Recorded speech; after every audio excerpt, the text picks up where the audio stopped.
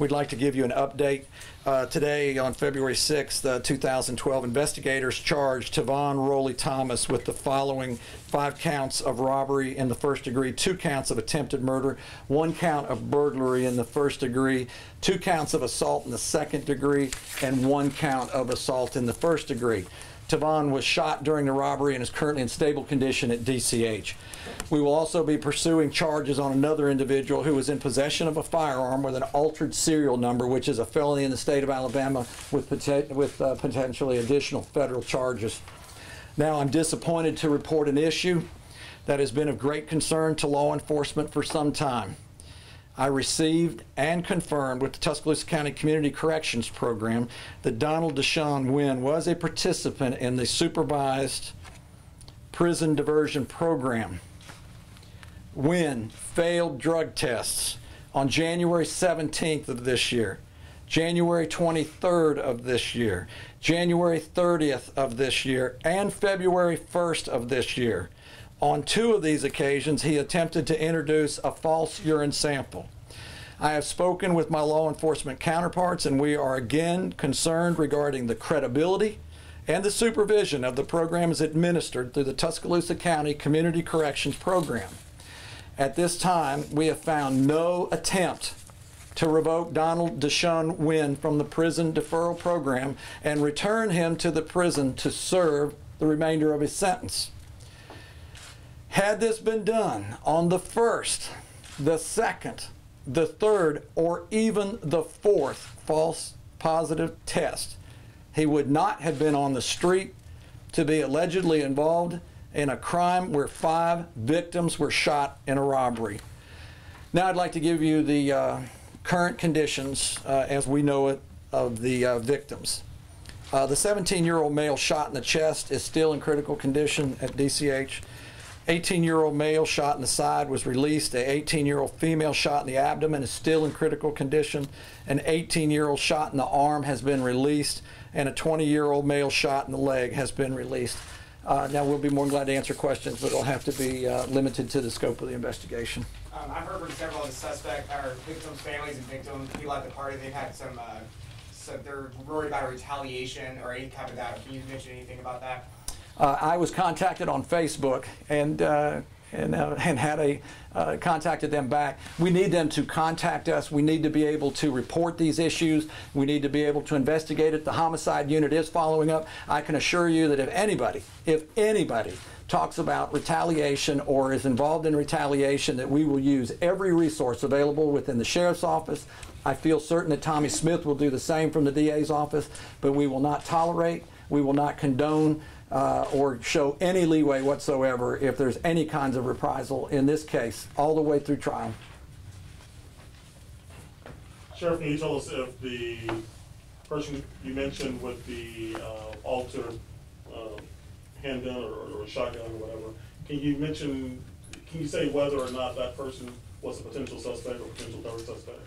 All I can say at this time is that we will be charging another person with possession of a firearm at the scene with an altered serial number, which is a felony in the state of Alabama and has potential federal charges. I can tell you that we are pursuing those charges now. And once those charges have been, once the warrants have been served, then we'll be able to release that information. So can you say if it was that gun that was shot at the scene, that was shot back at the suspects, if it is that person or not? All I can say at this time is there is a party that we will be pursuing the charge of altered serial number. Once we have served that warrant, and then we will make a comment on that particular case. And Sheriff, I wasn't here Saturday, so I apologize if this is a repetitive question, but can you tell us whether or not the suspects were aware that a birthday party was going on at that particular location before they entered? Well, the investigation's ongoing, and as you well know, we can't give away a whole lot of information right now because we're still interviewing a number of witnesses. We're still dealing with persons that may be arrested or considered potential suspects, so we certainly wouldn't want to give information away, or wouldn't be prudent to give away information to the media at this time that could be used prior to our questioning of individuals. I think the question was asked of us how many witnesses. I think we're up over 20 witnesses, and the suspects, and then we still have 2 of our victims in critical condition. So this investigation is ongoing, but it's going to take us some time. This is not, this isn't your normal TV show where you have everything wrapped up in an hour. Do we know how many people were actually at the party inside the apartment? I'm sorry? Do you know how many people were actually at the party inside the apartment?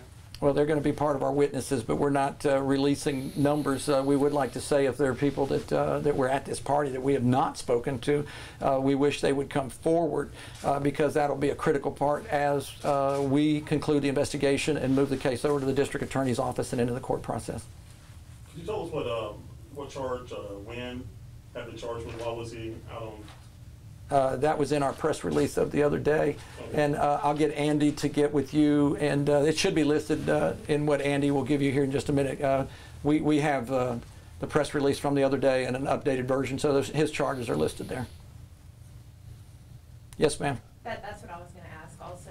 Is that program is under the court system? The Community Corrections Program? The court system? No, it's actually administered by the Tuscaloosa County Commission.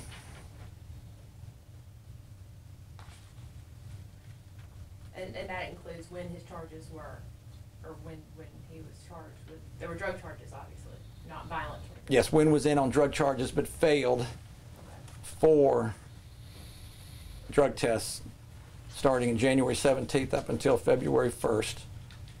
And our question is, and the law enforcement, we just met with the new, with the interim director. Now all the law enforcement chiefs come together in this very room once a month, and we had the opportunity to visit with the new community corrections director, and we certainly want to give him the opportunity. But we think the program is has numerous flaws that need to be addressed, or we need to come up with a different method to ensure this doesn't happen again. An individual coming out, failing 4 drug tests, and being involved in an incident where 5 persons are shot. In my opinion, and I think in my colleagues' opinion, this never should have happened. Who is the interim director right now for that program, you said? There is an interim director in there. Who is that? Ronnie Manise. That program was administered by Dan Borso, who I think went on, he was arrested September 30th on numerous charges, and then there was an interim director placed in there.